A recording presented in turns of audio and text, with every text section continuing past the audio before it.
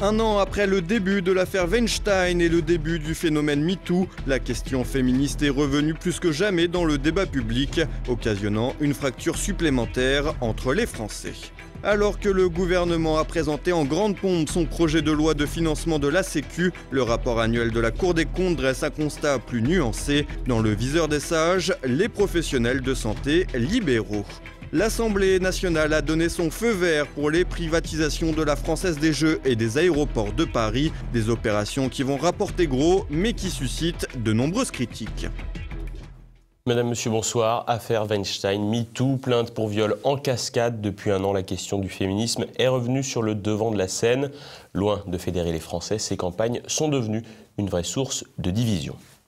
Libération de la parole, plus jamais ça, chasse au manspreading. Un an après l'affaire Weinstein, le féminisme a fait son grand retour dans le débat public. Un retour en force, occasionné notamment par les révélations d'un journal américain sur une série d'accusations de harcèlement et de violences sexuelles de la part d'un personnage scabreux et trouble, le producteur Harvey Weinstein. Une bien vilaine affaire qui a pourtant mis du temps à sortir. Et pour cause qu'il s'agisse de Weinstein ou de Polanski, les accusations concernant des affaires de meurtre de certaines personnalités peinent à sortir au grand jour du fait de la complicité d'une certaine élite culturelle, acteurs, producteurs, réalisateurs ou encore financiers du cinéma. En revanche, une fois l'affaire sortie, c'est le grand déballage. Vient ensuite la chasse aux sorcières contre les comportements certes odieux, mais aussi contre toute forme de virilité, et enfin purement et simplement contre les hommes. Les associations féministes, souvent liées à l'extrême gauche, sont revenues en force avec le phénomène MeToo et Balance ton porc. Les campagnes de sensibilisation contre les comportements déviants voire criminels sont ainsi très marquées idéologiquement. La dernière campagne de publicité contre le viol met ainsi en scène un méchant blanc agressant une victime maghrébine avant qu'un gentil couple mixte ne vienne à son secours.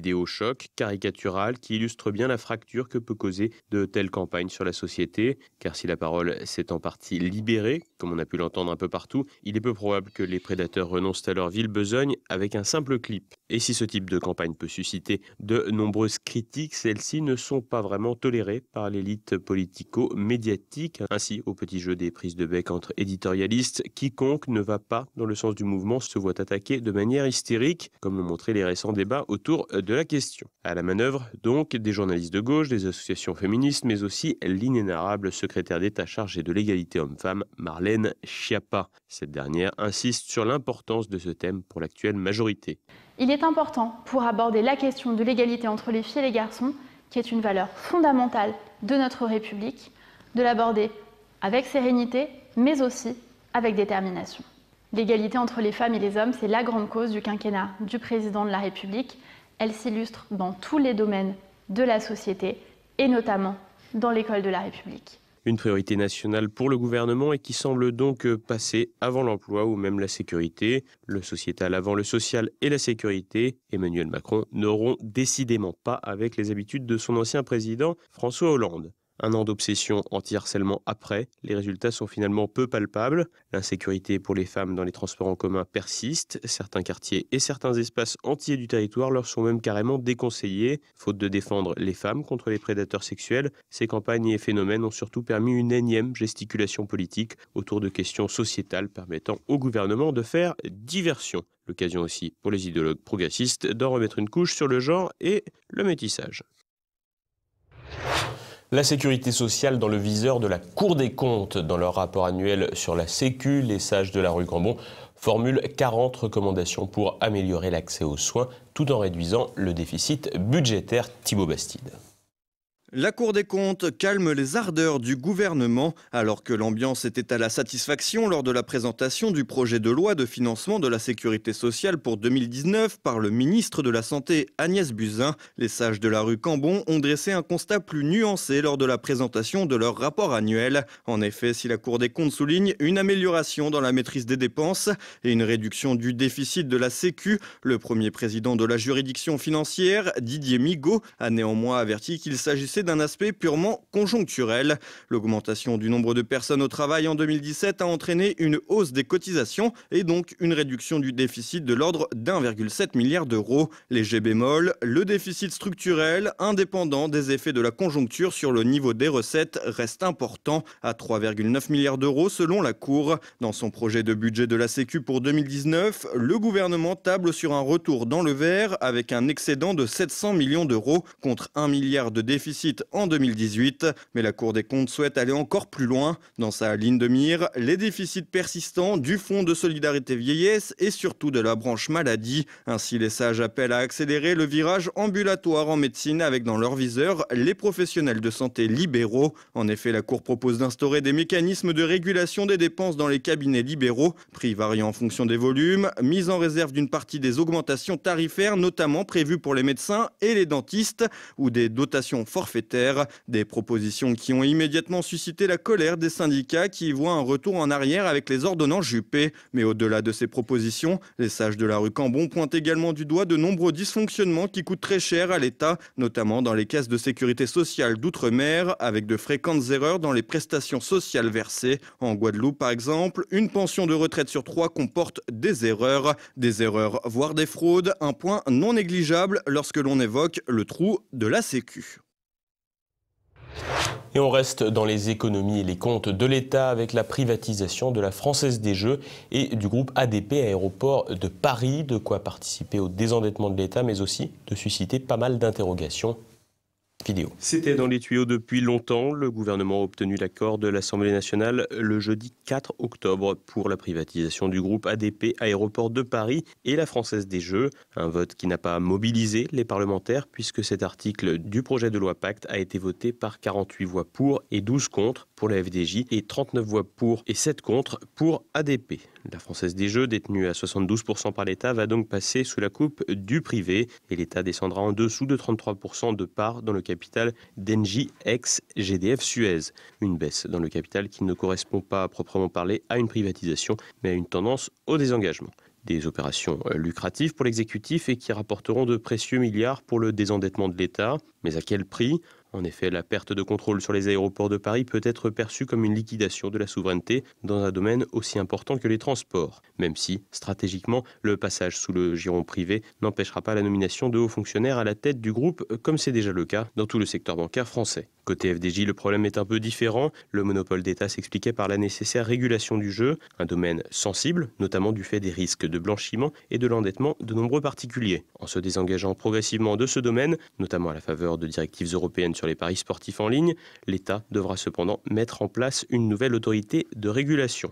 Des privatisations et des désengagements en chaîne qui ont de quoi inquiéter. Dans un environnement économique en pleine mutation, garder un minimum de contrôle sur des secteurs réputés sensibles et stratégiques n'aurait probablement pas été un luxe, d'autant que ce vote en catimini, et qui n'a finalement pas fait beaucoup de bruit, implique des conséquences réelles pour les décennies à venir et pour les majorités qui succéderont à l'actuelle équipe en place. Ces privatisations ne seront cependant pas effectives très rapidement, puisque la loi Pacte, dans son ensemble, ne devrait être adoptée qu'au printemps 2019.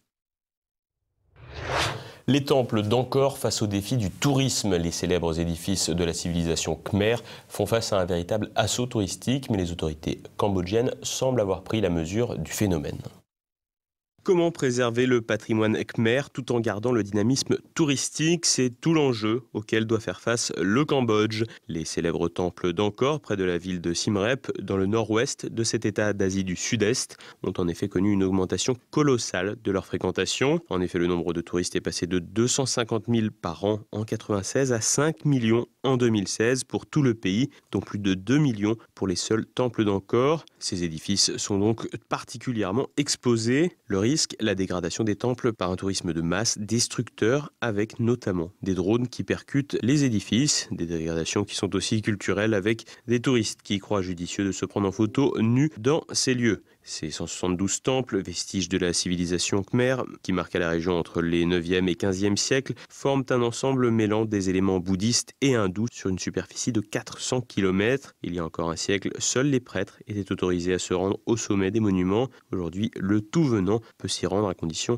de faire 2 heures de queue. Comment faire pour éviter de dégrader ce patrimoine passé sous la protection de l'UNESCO en 1991 ? L'État cambodgien a décidé d'encadrer ce tourisme avec des zones protégées par l'UNESCO, des zones protégées mais aussi des villages impliqués au projet de développement, des mesures qui semblent déjà porter leurs fruits et qui, à terme, pourraient préserver, voire embellir les lieux. Ainsi, l'UNESCO a donné encore comme exemple en février 2017 et a proposé aux sites irakiens et syriens de s'inspirer de la démarche cambodgienne. Un encadrement qui doit encore être développé pour continuer de faire coexister la nécessité de protéger le site et celle de maintenir l'activité touristique qui représente 10% du PNB cambodgien, une ressource indispensable pour un pays qui compte parmi les plus pauvres de la région. Parmi les chantiers en cours, les autorités khmères envisageraient un plan de lutte contre la spéculation immobilière dans la région. Épargné par les violents conflits qu'a connus le pays, notamment avec la présence d'effectifs khmers rouges auprès des temples ainsi que de mines, les temples d'Angkor intéressent non seulement les touristes mais aussi les archéologues. Ainsi, en décembre 2015, un archéologue français, Jean-Baptiste Chevance, a publié des données inédites sur Mahendra Parvata, l'ancienne capitale khmer,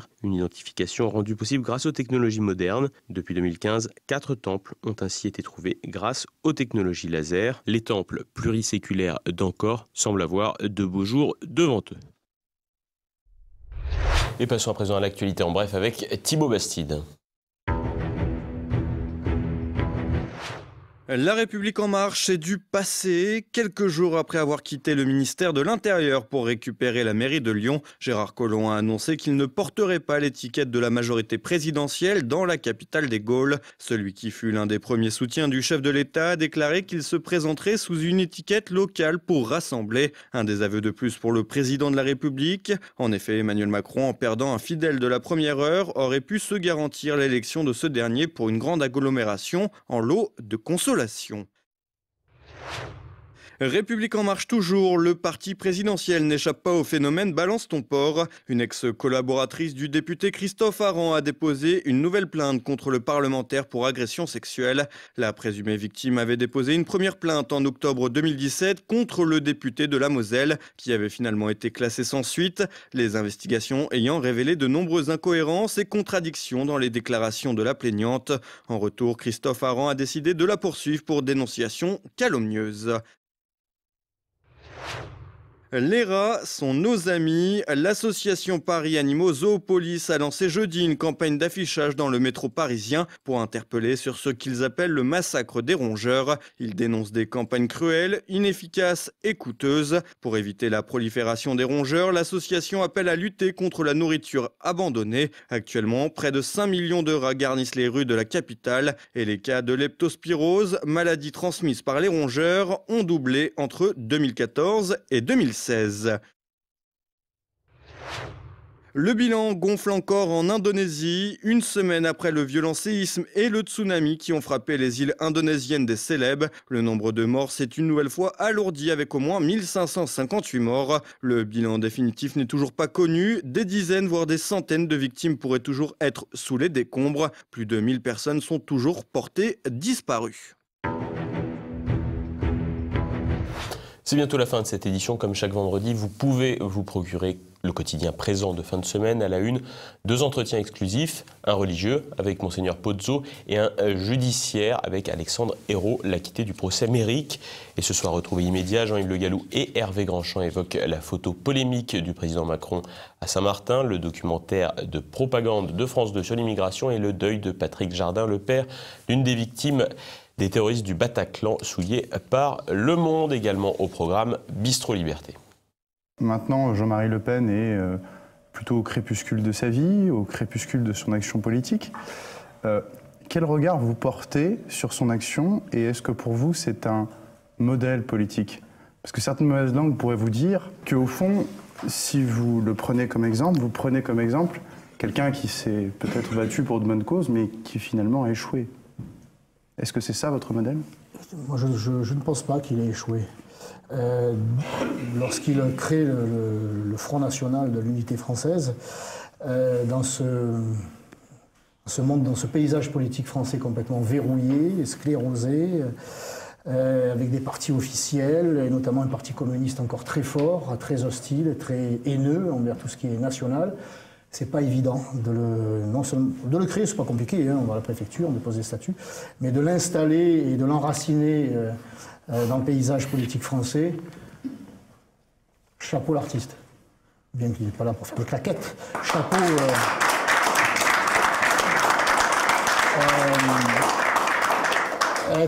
être la cible du système avec toutes ses composantes syndicales, politiques, religieuses, ce que vous voulez, il fallait quand même avoir un sacré courage, une sacrée paire de C, comme je dis, c'est-à-dire courage et conviction. On a conviction et courage, les deux C. Bien sûr.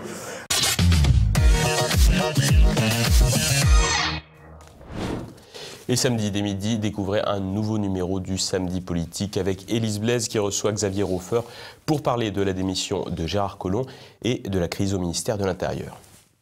Nous avons manqué d'humilité. On ne peut pas ne pas prendre conscience, quelles que soient les promesses, quelles que soient les cajoleries, que, au fond, les problèmes de sécurité, le président s'en tape. La situation est très dégradée. Parce que oui, aujourd'hui, c'est plutôt la loi du plus fort qui s'impose, des narcotrafiquants, des islamistes radicaux. Il y a toutes les lois qu'il faut, il y a tout le personnel qu'il faut, on ne fait rien à l'heure actuelle, et si on continue à rien faire, eh ben on le paiera. Vous voyez ce qui se passe au Brésil à l'heure actuelle, on continue comme ça, on y a droit, il n'y a pas de raison pour qu'il s'arrête. Et dimanche, Jean-Pierre Maugendre vous donne rendez-vous pour un terre de mission consacré à l'abandon par le Saint-Siège de l'église clandestine en Chine. Et tout de suite, une nouvelle chronique de la France de Campagnol avec Christian Combas. C'est maintenant la fin de cette édition. Merci de votre fidélité. Bonne fin de semaine à tous. À lundi. Bonsoir.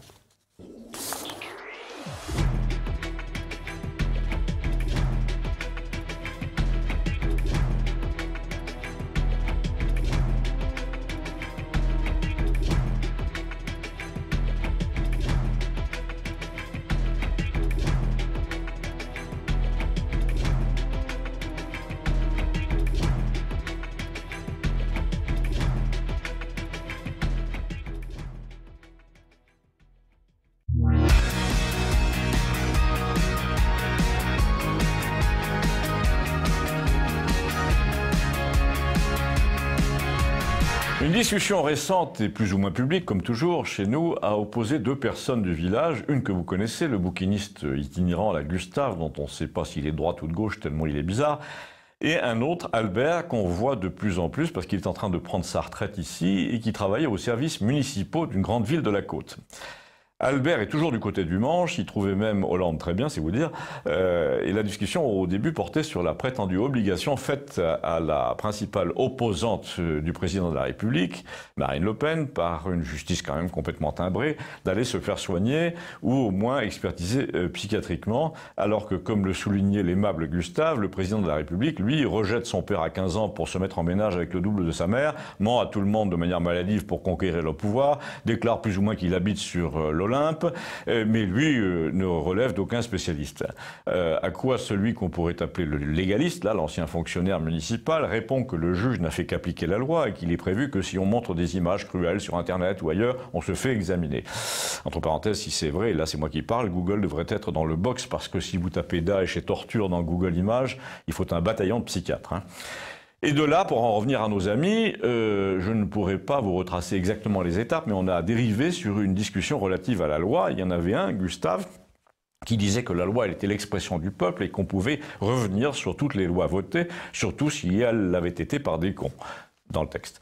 Et l'autre, Albert, qui disait qu'on vivait dans un état de droit et qu'on ne pouvait revenir sur rien, comme si la loi s'appliquait indépendamment de ceux qui l'ont votée, et que même si une majorité d'élus était prête à voter une autre loi, à abroger des dispositions antérieures, on ne pouvait pas défaire ce qui avait été fait.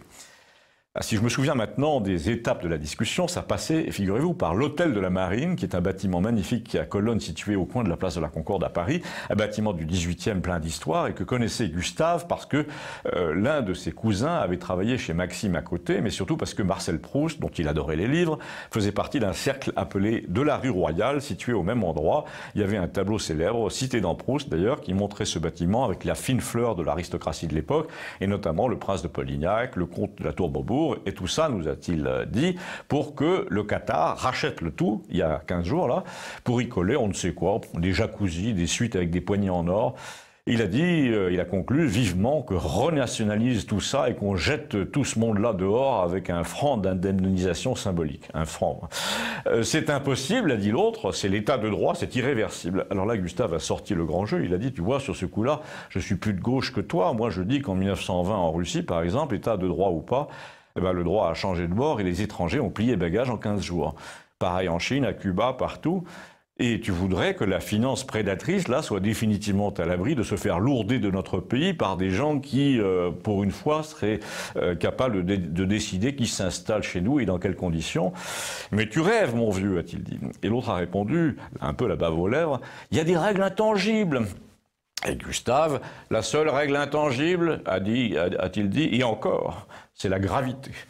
Mais tout le reste est fait pour changer, pour être annulé. Les envahisseurs sont faits pour être repoussés, les oppresseurs pour être renversés. C'est ça la vie.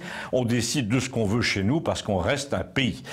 Et l'autre a dit justement non, on décide plus de ce qu'on veut, les traités sont formels. Et là, Gustave lui-même s'est fâché, il s'est vraiment très fâché, il a dit tout ce qui est formel peut être piétiné du jour au lendemain par des gens qui fabriquent des règles nouvelles, c'est-à-dire contraires. C'est la grande fécondité de l'histoire. Tu me dis en gros que tes amis avaient tout prévu pour que ça se passe selon un plan que plus personne ne décide et qu'on n'est plus un pays. Mais il suffirait de dire qu'on recommence à décider, et d'ailleurs en ce moment tout le monde le fait en Europe. Par exemple, ça m'étonnerait que le Qatar, même s'il aligne 4 fois le prix de la dette hongroise, puisse acheter le bâtiment du Parlement à Budapest. Et l'autre, le Albert, là, a dit c'est bien gentil, et quand il commence comme ça, on voit qu'il s'apprête à adopter le parti de nos ennemis pour avoir raison. C'est bien gentil, mais comment tu vas payer notre dette ? Eh bien, la Russie de 1920, je te le répète, a-t-elle payé ses dettes ? Non. Parce qu'elle considérait que lorsqu'on sort de l'oppression, on ne va pas payer une redevance pour dédommager ses oppresseurs. Et tu prétends appliquer ça à l'Europe ? Je ne prétends rien, dit-il. Je suis devin. Je dis que c'est comme ça que ça va se passer. Et que le Qatar aurait tort de croire qu'il possède l'hôtel de la Marine pour l'éternité. Et Albert a dit au patron « Combien je te dois ?» Et puis il est parti pour ne pas en entendre davantage, à quoi Gustave a réagi en disant qu'il préférait rentrer chez lui aussi pour ne pas être tenté d'en dire davantage. Et je me suis retrouvé devant le patron qui a conclu « Moi, si le Qatar vient me racheter mon hôtel, je refuse. »